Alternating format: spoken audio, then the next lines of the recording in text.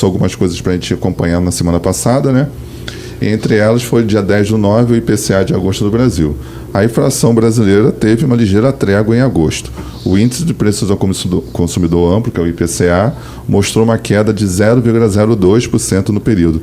E por incrível que pareça, né, esse é o primeiro resultado negativo, ou seja, deflação, desde junho de 2023. Uau. Então, 1 ano e 2 meses, né, 1 ano e 1 mês, porque a gente teve a primeira deflação. Sim. Com alívio, o IPCA acumulado em 12 meses recuou para 4,2%, ainda acima da meta da inflação, que é de 3%. Lembrando que a meta são 3%, e aí o Banco Central ele trabalha com o piso da meta e o teto da meta. Limite inferior e superior. Superior. Né? Então a gente ainda está mais próximo do limite superior, já estourando o limite superior. Sim.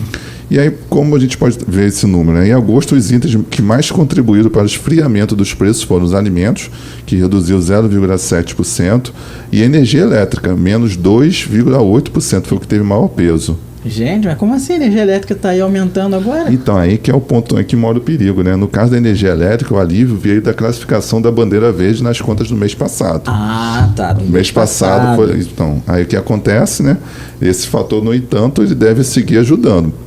Não deve seguir ajudando, melhor dizendo, né?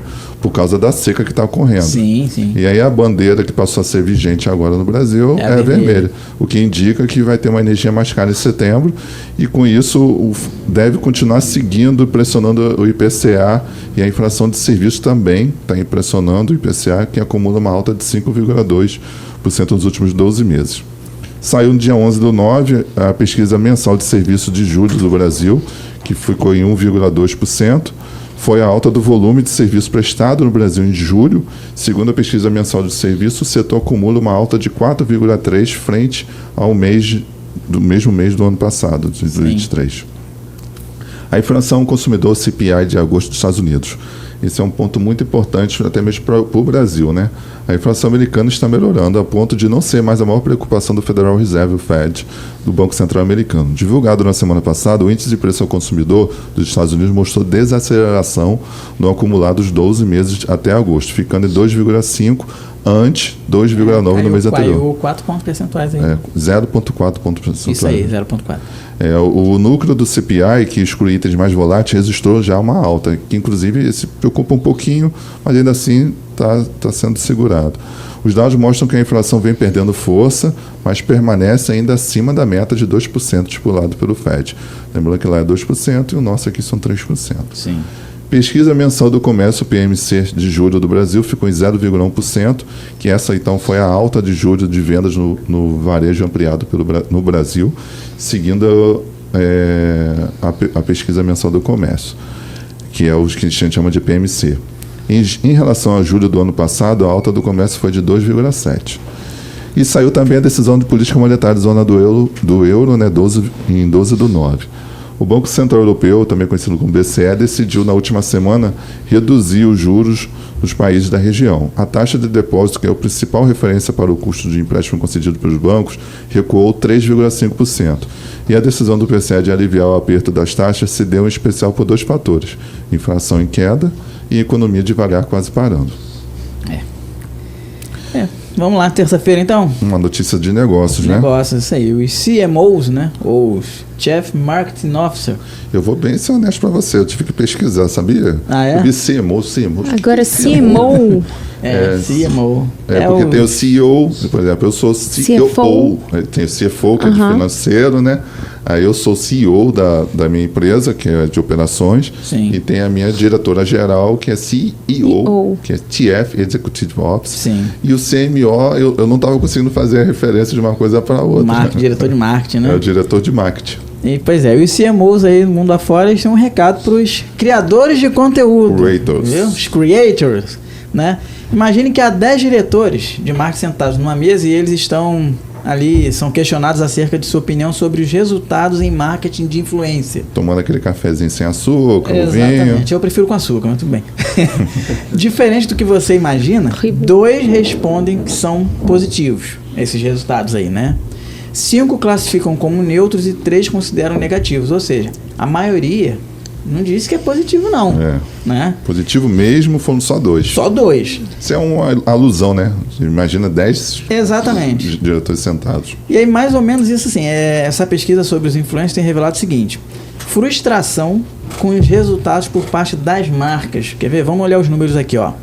81% consideram o marketing de influência muito importante ou importante e buscam conhecimento e imagem de marca, né? Que são 73% aí. Resultados de negócio, 61%, e públicos diferentes, 52%. Já 42% já acham que os resultados dessas ações são equivalentes aos de práticas tradicionais de marketing. E 39% veem os resultados como inferiores. Ou seja, basicamente aí a expectativa é que 38% relatam que desempenho de influenciador abaixo do esperado. Então, quer dizer, o que está acontecendo? Os diretores de marketing das grandes empresas estão vendo o seguinte: os influencers não estão atuando como deveriam nas campanhas de marketing, né? E tem problemas técnicos? Tem. 52% considera difícil medir os resultados dessas ações e só 23% acha fácil, né? Agora, o que os creators têm a dizer sobre tudo isso? Dentre as maiores dificuldades estão pelos briefings fechados ou comerciais demais. Vamos lá. Primeiro, tem uma culpa da empresa de não fazer briefar bem os creators para poder vender. E depois tem também muitos comerciais nas plataformas. Então, enquanto ele está falando alguma coisa, estou falando sobre creme dental. Aí daqui a pouco passa uma propaganda de um carro elétrico. Nada a ver.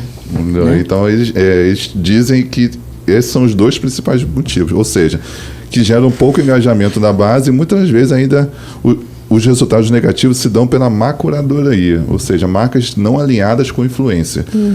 Eu diria o contrário, eu diria que os influencers não estão alinhados à marca. É o contrário, quem tem que se alinhar à marca é a influência. Eu concordo. Ou a empresa tem que saber quem vai botar como influência. Pois é, mas elas entendem quais são os valores e a cultura organizacional. Eu trabalhei numa empresa... Muitas empresas não sabem. Eu dei consultoria numa empresa aqui que tinha um valor de família muito forte, de tradição, de clientes idosos. E aí patrocinou uma pessoa que trabalha com fisiculturista. Sim. E ela publicava as fotos dela de biquíni, treinando, fazendo os agachamentos. Aí ele marcava a empresa. Só que a empresa não tinha coragem de repostar. Eu falei assim, cara, pra que você patrocinou ela? Você tem que entender se os valores são compatíveis. Mas quando o próprio empresário não sabe quais são os valores dele, corre esse risco, né? Então, mesmo assim, apenas 3% dos CMOs entrevistados consideram diminuir o volume investido para o próximo ano. Na prática, vão ganhar esse jogo aí os criadores de conteúdo que souberem se conectar com as marcas, que foi o que você falou agora, e conseguirem entregar boas métricas. Sim.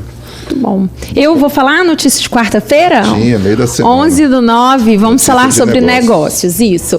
Antigamente, hora do rush. Era aquele horário antes do horário comercial, né? Que é de 9 às 18, então era antes de 9 e depois das 18 horas.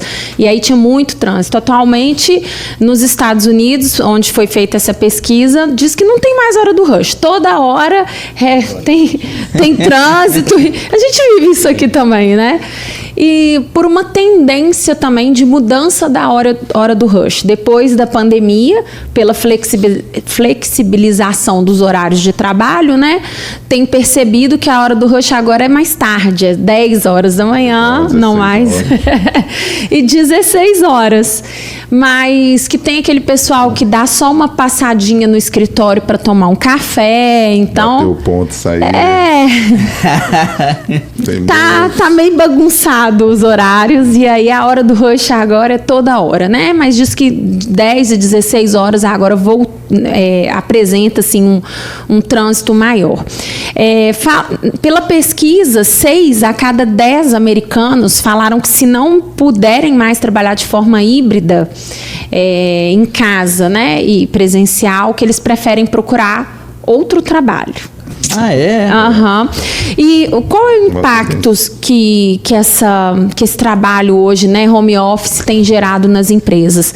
Desengajamento. pessoas desengajadas mesmo da cultura da empresa, uma vez que elas não estão ali inseridas, né, no dia a dia, e só fazem o mínimo, e elas são responsáveis por 1,9 trilhão de dólares em perda de produtividade todos os anos. Nos Estados Unidos. Exatamente. De fato, né, essa desconexão, né, entre os funcionários com a empresa, essa história do funcionário que veste a camisa está cada vez mais distante da nossa realidade. E aí houve um estudo que mostrou que que isso é responsável daquelas pessoas que só faz o mínimo, né? Só pago para fazer isso, só faz o mínimo, vai lá só para fazer o básico, representa hoje uma perda, como você bem colocou, de 1,9 trilhão de dólares em perda Mateus, de produtividade. só uma curiosidade aqui, no seu escritório lá, seus advogados lá, você tem home office, rede livre? E, cara, isso é uma pergunta que tem crescido bastante. Quando eu vou entrevistar, Vitor, alguns advogados, né, que já passou, e aí eu tô procurando outros, eles perguntam isso: quais os dias que eu tenho que vir ao escritório e quais os dias que eu posso ficar de casa. Então isso virou de fato uma realidade. Agora, na minha opinião, é saber lidar com isso, né? Sim. Você tem notado isso em todas as gerações ou também os mais velhos? Qual é a sua idade? Eu tenho 25 anos. Então, a tua geração é mais na sua geração. É mais a minha geração. E isso tem sido também uma política adotada até nos tribunais, né? Hoje é muito difícil, inclusive, você ir ao tribunal, despachar, por exemplo, o desembargador, ele está lá. Você tem que pelo menos ou agendar previamente, ou eles perguntam, doutor, quer fazer um despacho virtual? Então, isso é uma tendência mesmo global que, na minha opinião, acho que é um caminho sem volta, né? Eu acho que para alguns setores da economia, por exemplo, para despachar, para a gente fazer as audiências virtuais, eu acho fantástico. Sim. Deslocar para outra cidade e tal, isso facilitou e ajudou muito. Mas acho que no seu caso, por exemplo, talvez não se vê tanto impacto assim da necessidade de estar presencial. Você podia até relatar, se fosse o caso, se você observasse alguma coisa nesse sentido. Mas para alguns setores da economia, a gente está vendo grandes empresas acabando com isso. E estou falando de empresas de tecnologia. A Meta já informou, a Amazon já acabou com isso. A próxima, Google também? A Google, a Alphabet, né, falou que acabou. Quem não quiser trabalhar presencial pode ir embora. Tá assim mesmo. São empresas gigantescas, né, que fornecem toda uma estrutura, então, que de fato, na minha opinião, acho que tem que mesmo exigir presencial. Só que, Vitor, no meu caso em específico, dependendo do caso concreto, Rogério, precisa daquela sensibilidade do contato pessoal, de você olhar no olho do magistrado, é muito importante. você olhar, explicar a sensibilidade do caso concreto ali, toda a situação, todo o reflexo que pode acontecer da decisão dele. Então, é necessário, assim, para o serviço operacional, Rogério, ainda acho que dá para dividir bem, né? Manter uma parte no home office, uma parte no escritório, né? Porque ainda tem certas situações que ainda também demandam um atendimento presencial, não dá para flexibilizar. Mas, assim, o contato com a justiça propriamente dito, eu acho que ainda deve ser preservado o contato pessoal. Essa assim que eu penso. Tem algumas coisas que você tem que olhar e fazer na sua defesa lá no momento em que você está falando, perceber algum comportamento para usar a seu favor. Vitor, estou fazendo prospecção para o meu evento, né? Poderia mandar um áudio? Poderia, mas é diferente de você olhar a pessoa sentir sua energia ali na fala, enfim. Sua empolgação, né? Você nem é empolgada, né? Não, eu acho que nada substitui o olho no olho. Verdade. Assim. Saíram algumas notícias também na quarta-feira, e aí a quarta e a sexta-feira foi bem movimentada, tanto é que, atendendo, porque eu sei que você depois chama a minha atenção, aí eu até tirei o sábado, porque sexta-feira foi muita coisa, muito agitada, e quarta-feira também. Quarta-feira, a gente tivemos uma informação que um senador vem dormindo lá no Congresso, sabia disso? Não, isso não tinha visto. Mas isso é legal, igual você, ó. Com medo de ser morto, o senador Marcos Duval está dormindo há dias em pleno chão do Senado Federal. O local tem imunidade e não poderia ser preso por uma ordem. Por exemplo, do aquele cara lá, né? Que já bloqueou as contas e o deixou com um saldo negativo de 50 milhões. Isso. Então ele está literalmente dormindo lá para não ser preso. Ai, que doideira. saiu do governo e já está mandando no presidente. Flávio Dino deu uma ordem dizendo que o governo deve encontrar uma maneira eficiente de combater os focos de incêndio no país e ainda mandou Lula convocar mais bombeiros para a Força Nacional. Tá mandando, hein? Mandou, gostei. E outra, Lula foi condenado por danos morais e vai ter que pagar 15 mil a Jair e Michele Bolsonaro por ter dito que eles tinham levado, sumido com os móveis do Palácio da Alvorada. Depois da declaração, os itens foram encontrados no depósito da União. Eita. Rapaz. Quintinha. Brasil, né? Uma notícia de Brasil. O STF autorizou que o governo fique de olho nos PIX que você faz. Você viu essa notícia? Vi por alto, não li. Por quê? Então, vamos lá. É como se a conta do banco tivesse no Big Brother Brasil. Numa votação apertada de 6 votos contra 5, o STF decidiu que os bancos devem compartilhar os dados das contas dos clientes com os governos estaduais. Isso significa que, a partir de agora, quando as secretarias da Fazenda dos estados pedirem às instituições, terão que mostrar as transações que os clientes fizeram com o Pix, com cartão de crédito ou débito. Eu acho que está por trás disso aí, Vitor. Vou te responder objetivamente. Diga. Tributar. Tributar. E qual é o tributo? Vou te falar agora. Na opinião dos ministros, isso é importante para que os governos fiscalizem se os cidadãos estão pagando ICMS. Exatamente.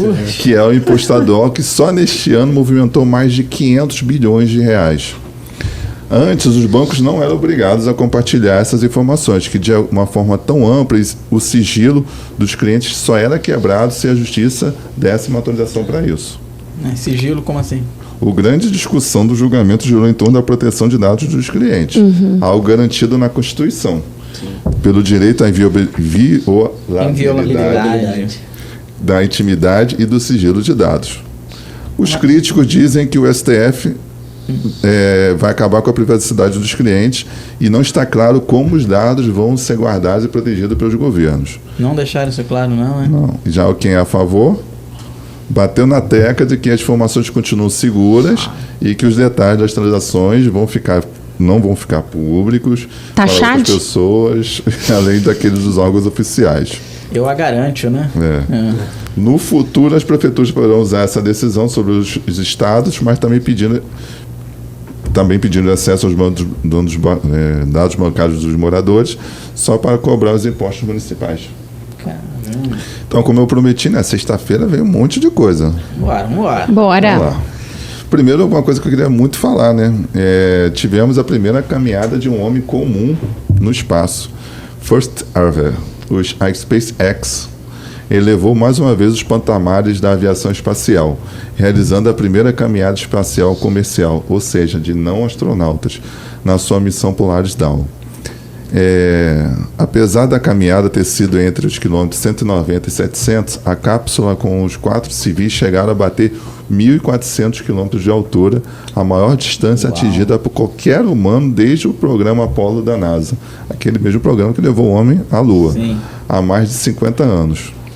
Os Space Rockets eram o bilionário George Isaacman, financiador da missão, e seu amigo e ex-piloto da Força Aérea dos Estados Unidos, Scott Kidpotted. Ainda tinham 2 engenheiras da SpaceX a bordo. No melhor estilo Armstrong. Em 1969, Isaacman soltou uma bela frase de efeito ao sair da cápsula. Back at home, we all have a lot of work to do, but for we Earth, sure looks like a perfect work. Ou seja, olhando para a nossa casa, podemos ver que teremos muito trabalho, mas olhando a Terra daqui, podemos ver um mundo perfeito. Basicamente, então, uma tradução não foi ao pé da letra, mas é mais ou menos isso. Um dos motivos da missão era testar a mobilidade dos trajes EVA da SpaceX, que tem como objetivo criar roupas mais maleáveis e mais baratas que as tradicionais trajes dos astronautas que já conhecemos. Vale muito a pena, eu falei já várias vezes aqui, tem uma série na Apple TV que é Moonlight, um negócio assim. Que exatamente é o que está acontecendo aqui. É aquela que eu falei que como seria o mundo se a Rússia tivesse, na verdade a União Soviética tivesse ganho a Guerra Fria. É exatamente o que a SpaceX está fazendo aqui, e aquele seriado já estava falando lá. Vale muito a pena ver. Como é que chama? Acho que é Moonlight. Moonlight, da Apple TV. Da Apple TV. São 4 temporadas. E assim, é fantástico o seriado. E, assim, provavelmente foi escrito e foi idealizado por astronautas e físicos, porque é tudo muito bem feito. Sim, tudo bem dentro da realidade, né? Por exemplo, igual o Jornada das Estrelas, que você vê os tiros acontecendo lá e ouvindo o barulho dos tiros, né? As coisas acontecendo lá. O som se propaga no espaço. É realista. É bem realista, extremamente realista. Legal. Dificilmente você vai... Eu, por exemplo, não, claro que eu tenho muito mais ignorância que outras pessoas, mas na minha ignorância eu não consigo encontrar nada que pudesse ser assim, é ficção. É tudo dentro de uma realidade possível ali. E eles chegam na 4ª temporada povoando Marte. Legal. Bem, ainda só esse mercado prevê chegar a $2 bilhões até 2031, né? O mercado espacial privado foi avaliado em $930 milhões no ano passado e deve mais que dobrar nos próximos 7 anos, chegando a $2 bilhões em 2031. E aí, pessoal, para você que está nos ouvindo, pode botar aí nos comentários quanto tempo a Aline vai poder comprar uma passagem para o espaço. Quantos anos vai revelar? Né? Quanto tempo? Quanto tempo? Quanto tempo você vai conseguir comprar uma passagem para ir para o espaço? Eu já tenho meus cálculos, eu vou levar uns 300 milhões de anos. Vai ter algumas gerações, né? Bem, uma notícia em Brasil, o governo olha para o seu dinheiro e fala, esqueceu? Agora é meu. Ué. Bem, na calada da noite, né, a Câmara aprovou um projeto que permite que o governo considere que todo o dinheiro esquecido pelos brasileiros em contas bancárias é dele agora. Tipo assim, passou o tempo, esqueceu, é meu agora. É meu. O governo ano passado liberou, né, ano retrasado, alguma coisa assim, né, para que o Banco Central lá divulgasse que tinha dinheiro. Eu peguei uma grana alta, R$18. Não, isso é interessante você ter falado. Se você acha que isso deve dar ao máximo alguns trocados, sabe que o valor total que os clientes deixaram parado nas contas, que não usam, passa de mais de 8,5 bilhões de reais. Uau! Que de isso, pouco já? em pouco, ao todo, são mais de 40 milhões de pessoas e outras 3 milhões de empresas que têm dinheiro esquecido nos bancos. É aí que está o detalhe, as empresas também têm. Também tem. Então, só 1% dessas contas tem mais de R$1.000. Mais 60% tem até R$10. E como que a gente faz para descobrir se a gente tem dinheiro? A gente vai deixar que você, como Aline, quer saber descobrir como que pode ser. Podemos deixar o link nos comentários. Nos comentários, bote lá um comentário que a gente vai disponibilizar o link para você ver se você tem dinheiro ou não para receber. Se os donos não reconhecerem os valores em 30 dias, o governo brasileiro vai pegar tudo para ele. Na prática, o Tesouro Nacional vai considerar que o dinheiro como receita primária. Problema é você arrecadando via impostos. O problema é você descobrir que não tem dinheiro, mas tem dívida, né? Imagina. Né? Porque ele pega dívida. Tá negativo. Pega dívida. Não tem dinheiro não, mas tem dívida, pode pegar. Paga para mim aí. Obviamente, o Banco Central pediu para os deputados votarem contra a medida. Na visão do órgão, se trata de uma transferência do setor privado para o público sem autorização. Para a oposição e os críticos da medida, o projeto é um confisco de bilhões de reais dos brasileiros. Você não é dessa época, doutor Matheus, mas foi a mesma coisa que aconteceu com o confisco do Collor nas poupanças da década de 90. Nossa. É verdade, você não é... Eu falei de sacanagem, você já é 2000. 99, não, 99. Quase. Você pegou o bug do milênio. Mas isso é muito bom, sabia? Para estar aqui nessa posição porque merece. Isso é uma coisa que eu ouvia muito quando eu era muito novo. Eu tinha que me vestir de velho para poder passar mais seriedade. Ser responsável, passar mais seriedade. E depois eu aprendi, isso com um médico que foi me operar também, era muito novinho. Eu falei, se você novo desse jeito já pode me operar, porque você merece estar onde está. Sabe o que eu percebo, Vitor, quando eu faço o processo de recrutamento, enfim, que tem uma galera muito jovem, que é tipo o Matheus, assim, muito inteligente. Você fala assim, quantos anos, gente? 50? Não, 25. Aí você fala, que estranho, é um ET, né? Que são pessoas que transmitem realmente muita informação e conhecimento. Ou, né, no sentido oposto, a gente tem uma galera muito perdida, muito ruim, desconectada. Né? Eu tô vendo uma galera assim extremamente inteligente, posicionada e assim, já com sucesso e muito jovem, e uma outra galera totalmente assim, Antes de entrarmos no ar, eu estava até conversando com o Rogério, Vitor, essa dificuldade, né, de encontrar uma mão de obra qualificada e nova também, né, com disposição para trabalhar, para querer, Aline, tá muito difícil. O que está acontecendo é que a minha geração e a geração um pouco anterior à minha, por já ter uma geração de mais saúde, inclusive, estão nadando de braçada.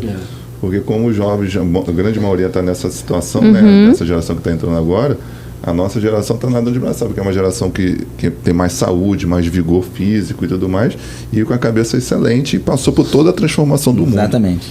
Vou fazer um ponto de observação aqui, se me permite. Claro. Quando eu entrei na faculdade de Direito, eram 46 alunos. 46. Quem advoga hoje da minha sala, só eu e mais uma menina. Que isso? A perseverança. E cadê o resto? Na faculdade. Ou não terminou, ou mudou, né? Grande parte não terminou, viu que não era aquilo. A outra grande parte, assim dizendo, trabalha para algum escritório, mas que teve a coragem mesmo de meter abrir um escritório, só eu e a outra menina. Tem um estudo que, se você buscar na internet, você encontra, de uma turma que começa um certo curso de graduação, só 15% termina. Ô, gente, por falar em gerações, posso falar do TikTok? Notícia de sexta-feira? Boa. Pode. Eu ia concluir aqui. Conclui então, Vitor. Rapidinho. Esse motivo desse confisco, né, desse dinheiro que está lá parado, foi justamente para compensar aquela redução dos impostos, né, que atingiu 17 setores com a desoneração da folha de pagamentos. O governo não está satisfeito ainda, né? Ele queria derrubar isso daí, não conseguiu. Como ainda vai demorar um tempo para poder derrubar essa desoneração da folha, ele está encontrando qualquer maneira de compensar isso daí. A proposta, inclusive, essa proposta, inclusive, a do dinheiro esquecido, foi defendida pelo governo Lula, que corre atrás da meta do déficit zero. Para isso, são precisos 166 bilhões de receita extras para terminar 2025, gastando o mesmo que arrecada. E aí, se você ficou curioso, assim como a Aline, para saber onde está o link, se você tem dinheiro ou não perdido, a gente tem um link lá do Banco Central. Eu já botei aqui nos comentários já. Mas ninguém pediu, tu já vai colocando? A gente é proativo, Aqui é prosperidade. Bom, vamos falar do TikTok. TikTok é a nova agência de viagens de muita gente. A equipe do TikTok, ela tá cada vez mais de olho nesse ramo do turismo, porque o TikTok virou a principal ferramenta de busca de viagens, de informação de turismo. Por quê? Antigamente era Google. As pessoas pesquisavam no Google. Agora, por ser bastante dinâmico, você poder comentar, você poder compartilhar as experiências, você fazer os videozinhos, os influencers, creators lá, colocam, né, os seus destinos, começou a perceber que as pessoas têm buscado essa informação no TikTok e que muitas, deixa eu ver quantos por cento, 10 perfis, 8 pessoas consideraram visitar outros destinos que não tinham interesse por conta da influência ali no TikTok, né? E dessas pessoas, desses 8, 60% acabam fechando viagens realmente. E até companhias aéreas hoje têm buscado o TikTok para fazer propagandas, né? A Southwest Airlines, que é uma das maiores dos Estados Unidos, usou a sua campanha, a sua peça principal no TikTok, porque ela entendeu que é muito melhor, dá muito mais engajamento colocar a sua propaganda lá do que fazer um comercial de 30 segundos, que você não pode comentar, você não pode compartilhar. Então, mais barato. A gente, inclusive, estava comentando antes de começar o programa que o TikTok ele entrega muito. Inclusive, a gente está ao vivo no TikTok agora, através da minha rede. Muito bom. Então, 70% a mais de 1 bilhão de usuários do TikTok tem menos de 34 anos. E é esse público mesmo que tem pesquisado essas viagens pelos aplicativos. Mas os mais jovens produzem conteúdo, mas é uma galera de 45 anos que tem comprado efetivamente essas viagens também. Que a galera tem um poder aquisitivo maior, né? Isso aí. TikTok agora é agência de viagens. Legal. Muito maneiro. quer falar isso, você está doido para falar isso aí, né? Me coçando, tá desde cedo tá doido para falar, mandando meme o dia inteiro pra gente. Doido, eu falei, não pode falar isso não, já tá todo mundo falando sobre isso. Não, vou te falar. Fala. Ontem eu tava trabalhando. Você tava vendo o debate? Não tava vendo não, mas tinha um colega vendo. Meu marido tava vendo. Quando ele viu a cadeirada, ele deu um salto da cadeira. Que isso? Gente, a notícia de hoje, né, aconteceu o seguinte: cadeirada, palavrões e muita baixaria na disputa pela maior cidade do país, né? Foram cenas lamentáveis, infelizmente. Faltando menos de um mês para as eleições municipais, a disputa pela prefeitura da maior cidade do Brasil ganhou um episódio pra lá de bizarro, né? Uma agressão física, né, digna de boletim de ocorrência. Na reta final do debate, estava no quarto bloco, né, pela TV Cultura, o candidato da Atena perdeu o controle e foi para cima do Pablo Marçal com a cadeira. Esferiu uma cadeirada na cabeça do Marçal, né? E o debate ele foi interrompido, né? Bem na hora, né? E só retornou cerca de 6 minutos depois, sem a presença do Datena, que foi expulso, e do Pablo Marçal, que foi para o hospital, né? E aí, no ato, o Marçal repudiou a agressão, enquanto o José Luiz não se mostrou nada arrependido. Ele, inclusive, ele fala, uma repórter perguntou, o senhor está arrependido? Ele, claro que não. Assim, a gente até já comentou sobre a atitude do Marçal, acho que foi na semana passada, né? Ele veio como esse candidato diferente de tudo, né? E eu acho que é positivo, isso é importante, acho que vai determinar as eleições aí agora e mais para frente. Inclusive hoje teve uma entrevista com o Nicolas na Jovem Pan, no programa Pânico, fantástico. O garoto realmente é fora do comum. Mas eu de fato, o Marçal tem muitos pontos positivos, eu acho, nessa questão que ele está trazendo agora. Só que ele está se perdendo tanto em atacar, e tem hora que fica chato, porque na hora de falar as propostas de fato, ele prefere atacar. E eu acho que ele tinha que encontrar um ponto de equilíbrio nesse sentido, continuar atacando, porque é o que faz o engajamento dele, mas tinha que também falar sobre as propostas. Eu já reparei que essa é uma tendência dos políticos hoje. Agora, não discutir proposta e atacar. Se existe alguém que não conhecia, pronto. Agora conhece. Ele conseguiu o que ele queria, né? A gente sabe que aquilo ali tudo é um circo armado, meticulosamente por ele, e a política, se a gente pegar uns debates de alguns anos atrás também, Vitor, a tendência não é nova não, é um acusando o outro, em vez deles realmente estarem preocupados em defenderem suas, enfim, sei nem mais para que tem esses debates. Esses debates estão ficando bem antiquados, assim, bem violentos também. Né? Esse debate agressivos, né? De São Paulo, realmente, a gente lembra de vários debates pesados, mas do nível tão baixo, tom tão baixo, eu não lembro de ter visto não, de xingamento, de ofensa. Eu vejo aquilo ali e falo assim, gente, nosso país é um circo, né? É uma palhaçada. Ai. Gente, outro ponto bizarro que eu achei foi que, eu não sei se vocês viram, né? O Marçal mandou mensagem pro Datena de madrugada. Pô, cara, você quebrou minha costela. Aí o Datena foi e bloqueou ele. Ele falou assim, gente, não vi isso não. Coragem de foi isso mesmo? Saiu em vários jornais, Metrópolis. Quebrou mesmo? Parece que quebrou, né? Aí o Datena foi e bloqueou o Marçal. Eu falei, cara, além de tudo, ainda manda mensagem pro cara. Brincadeira. Eu gostei no Mercado Livre, pra falar dos meus. Eu vou aproveitar, né? Rápido, né? Banqueta. Cadeira reforçada. Para debate. Não, rolou muito, mas muito meme hoje. De ontem pra hoje, que tem de figurinha no WhatsApp, é um monte. Gente, meu marido tava assistindo ao vivo, eu tava lá trabalhando no computador, e aí ele, né, falou assim, Datena jogou a cadeira, tá. Deu 1 minuto, eu tava no Instagram, já tinha o corte.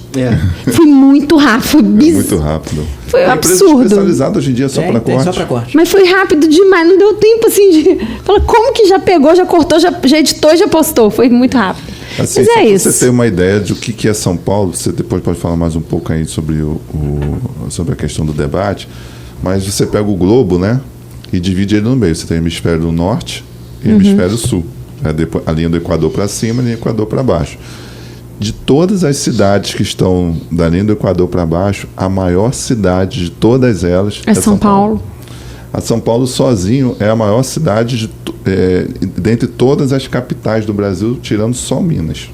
Isso eu estou falando da cidade de São Paulo. E maior, só tirando Minas e o estado de São Paulo. Fora isso, é a maior cidade toda. É um orçamento de 119 bilhões de reais. Um valor bem considerável. Aí só trazendo um resuminho aqui, né? Hoje a disputa lá pela Prefeitura de São Paulo, né? Tá entre Nunes, Boulos e Marçal, né? Que estão praticamente empatados. Provavelmente numa pesquisa essa semana vai sair, acho que o Marçal passa, muito provavelmente. Eu acho que ninguém saiu ganhando disso daí. Não, ninguém, com certeza. Aí correndo por fora tem a Tabata Amaral e a Marina Helena, né? Estão tentando explorar aí a rejeição dos outros candidatos, mas não estão conseguindo. Vai ficar entre os três de fato, mas eu acho que nesse episódio ninguém saiu ganhando. Não, com certeza. Porque é o Pablo Marçal sempre nessa pegada de bater. Aí o outro bateu. Eu também acho que ficou feio pro Marçal, apesar dele ter orquestrado aquilo ali. Agora, Vitor, o que a gente tem para acompanhar dessa Então, para a gente terminar, né, pessoal? Dia 18/9, a inflação do consumidor CPI de agosto do Reino Unido. 18/9, decisão de política monetária dos Estados Unidos está sendo extremamente aguardado, porque isso vai definir o rumo do mundo. Né, se eles vão realmente baixar a taxa básica de juros. Baixando a taxa básica de juros, a tendência é que comece a entrar capital no país, mas a gente já falou sobre isso na semana passada, não vou repetir agora. Quem quiser saber mais, veja os episódios passados. 18/9, decisão de política monetária do Brasil também. 19/9, decisão de política monetária do Reino Unido. E dia 20/9, decisão de política monetária do Japão. Vai todo mundo decidir política monetária. E o Brasil vai ser no mesmo dia. Muito provavelmente vai esperar um pouco para saber o que aconteceu nos Estados Unidos para sair a ata do Copom aqui. Sim.